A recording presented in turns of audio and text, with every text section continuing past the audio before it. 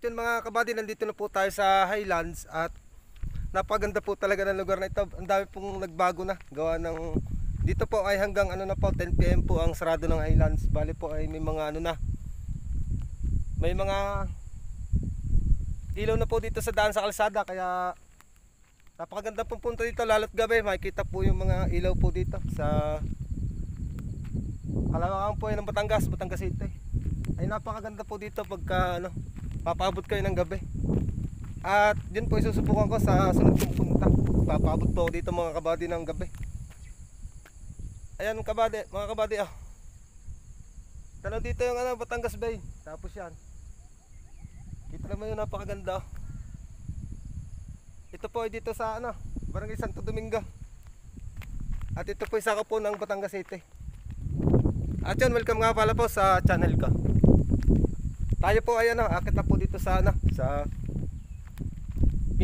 pinakahagdan sa Highlands. Ito po ang ano, mga step na akitin para po makarating po dun sa dambana ni Jesucristo. Kaya tara guys, samahan niyo ako. Medyo ano, makapalaban tayo mga kabady dito ng ano, ng akyatan. Medyo marami ito. Gawa ng ito ay ano, pagkakaalam ko ay ano, 350 step. At safe na safe naman yung pag-akit nyo dito kung makakapunta dito sa Barangay Santo Domingo, dito po sa Highlands. Mga kabady, ngalay na agad ang binti ko nasa. Bali ito mga kabady ano, kung mapapansin ninyo ito may mga number ito. Yan, bawat step po ay may mga ano, bilang. Mga kabady, 36 pa lang hinahangan na ako. No.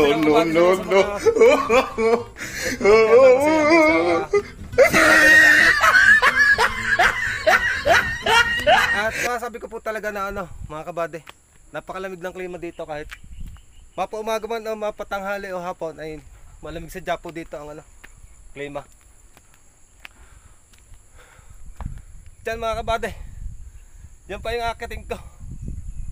Siguro mga 3 pang ganyan. Oh, grabe. Titingnan ko po itong pinagbago ng ano, ng Highlands po. Gawa ng ano, mga kabady, ako yung nagpunta na dito nung nakaraan. Ay vlog ko na ito, tapos ngayon ay bibisitahin ko ulit siya kung ano na bago. At nakita ko doon sa mga ibang nag-vlog dito ay laki ng pinagbago ng Highlands kasi po ito po ay ano, under construction pa. At balang araw matatapos din ito at ito ay magiging tourist attraction dito sa Batangas City. Pahinga muna tayo mga kabady. Yan yung view na makikita ninyo dito. Napakaganda ng view mga kabady. Mapakanan man o kaliwaan, tingin ninyo ay ang buyo ay ano, napakaganda, panalong panalo. Tapos ang sunset kita dito, napakaganda. Kaso nga lang mga kabady, talagang nakakahangal. Sana maraming tao dito sa taas pagdating ko.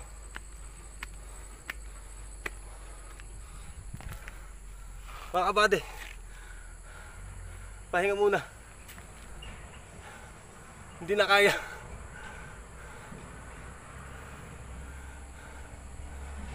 Mga kabady, pasuporta po ng aking YouTube channel. At wag po kayo magsasawa manood sa aking mga ginagawang video. At yan po ninyo at lahat po dito sa lalawigan ng Batangas ay ano, pupuntahan ko para may bahagi ko sa inyo yung magandang tourist attraction dito sa amin.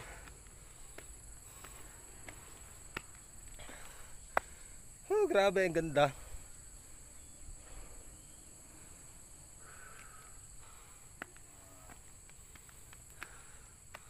Mga kabady, yung pangakiting ko, napakataas pa, grabe. Nasa 185 pa lang ako. Ibig sabihin may 100 plus pa akong akitin. So grabe ang hangal ko. Kakunti na mga kabady. Makakarating tayo sa taas.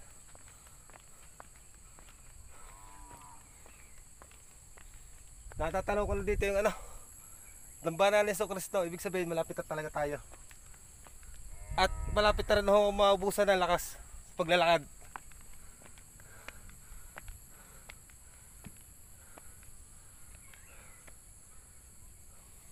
Ang ganda dito mga kabady, kahit abutin ng 10 PM ay may mga solar may mga solar, yan.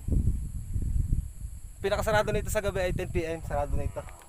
Sabi ni Kuya, nakausap ko sa ibaba ay marami daw napunta dito pagkagabi. Gawa ng makulay na ilaw dito sa sa tanawing ito. Sa susunod pupunta ko dito ng gabi.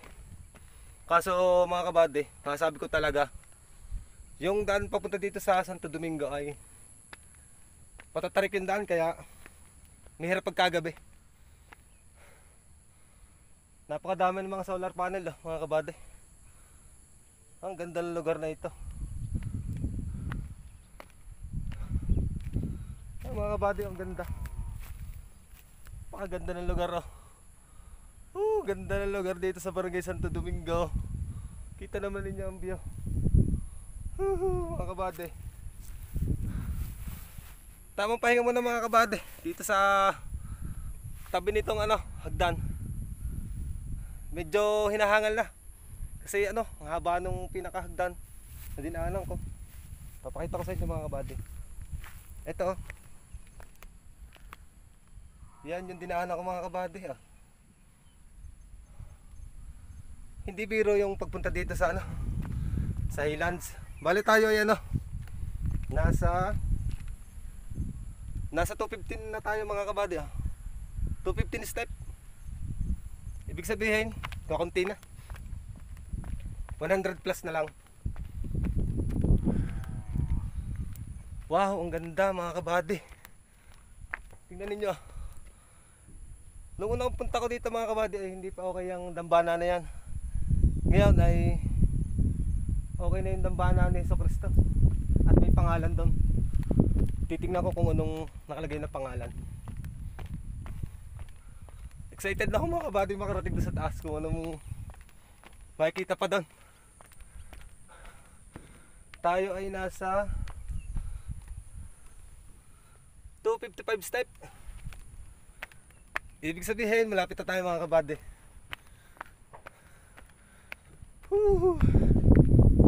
Grabe mga kabady, lamig dito sa lugar nito. Kung kayo makakapunta dito, masabi ko po talaga napakalamig ng klima.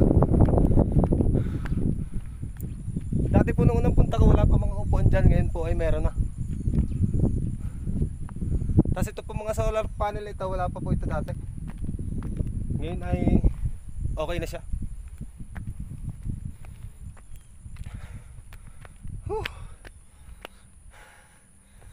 Nasa 248 step na tayo mga kabady. Yan. Oh, grabe. Kahit medyo nakakapagod mga kabady, ay yung view naman na makikita ninyo. Yan. Sobrang ganda ng view Kita naman ninyo. Grabe. Kahit saan kayo tumingin dyan, puro magandang view makikita ninyo. Yan. Siya, akat na ulit tayo dito mga kabady. Medyo malapit na tayo. Tayo ay nasa 320 step na. Ibig sabihin 30 na lang. Ito pala mga kabady. Ang ganda Yan. Yan yung dambana ni Hesus Kristo. Ang pangalan niya yan Kung dito tayo sa Batangas City ay may Monte Maria, meron naman po tayo dito sa Santo Domingo na Monte Cristo. Yan. Tapos nandyan din po yung sa kabilang bandang yan ang Mahal na Birhen, Mama Mary. Kaya napakadami pong tourist attraction dito sa Batangas City. At yun, tayo nandito na mga kabady sa papakita ko sa inyo. Nasa na tayo. Hanggang lang pala to, 332 step lang pala mga kabady. 331 30 32 330 step lang pala ito mga kabady, hindi pala 350 step. Yan. Tayo ay nandito na sa ibabaw sa Highlands. Yan mga kabady, oh. Yan. Yan yung Highlands. Maganda ang lugar ng lamig, grabe mga kabady. Sobrang lamig. Grabe mga kabady. Ito pala yan, oh, bangin. Itong side na to, grabe, takot, lalim. Bali po itong Highlands ay ano, under construction pa rin po. Ito po yung dambana. Yan po yung dambana ano, Yeso Cristo.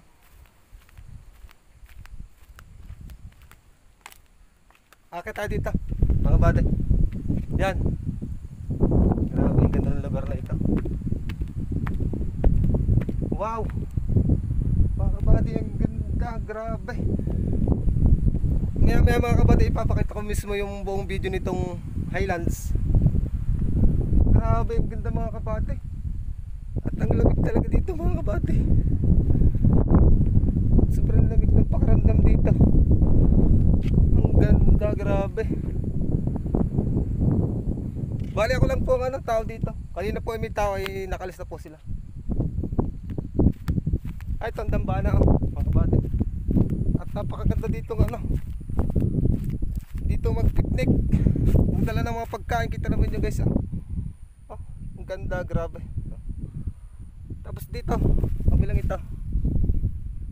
Yan, mga lamesa. Kahit dito kayo mag-camp, napakaganda ng lugar na ito. Dito makikita po ito sa Barangay Santo Domingo, Highlands. Napakaganda talaga mga kabady, grabe. Kahit ako nabibighani ako dito sa sa mga natatanaw kong ito. Yan, no. Sobrang ganda. At dito yung yung harap ng ng dambana. Yan mga kabady. Monte Cristo. Papakita ko sa inyo mga kabady. Yan, mga kabady. Monte Cristo.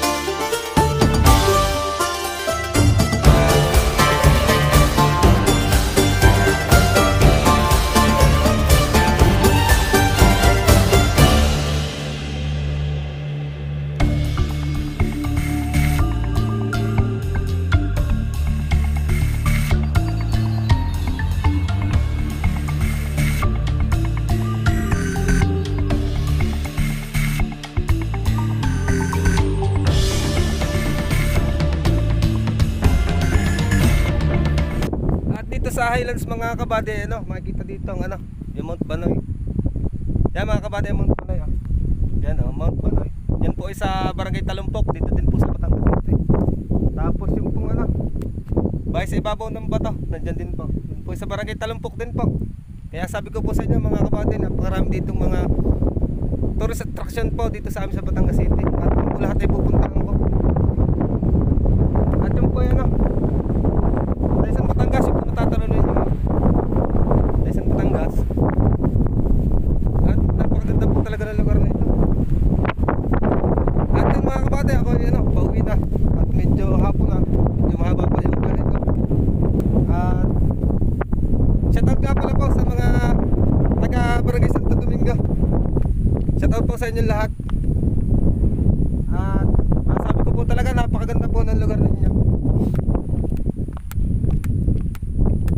At yun mga kabady, dito ko na tinatapos yung vlog ko dito sa Highlands Santo Domingo. Kung nagustuhan po ninyo ang video, pakishare rin po at pakihit po ng notification bell para updated po kayo palagi sa upload ko mga video. Maraming salamat po at God bless po sa atin lahat.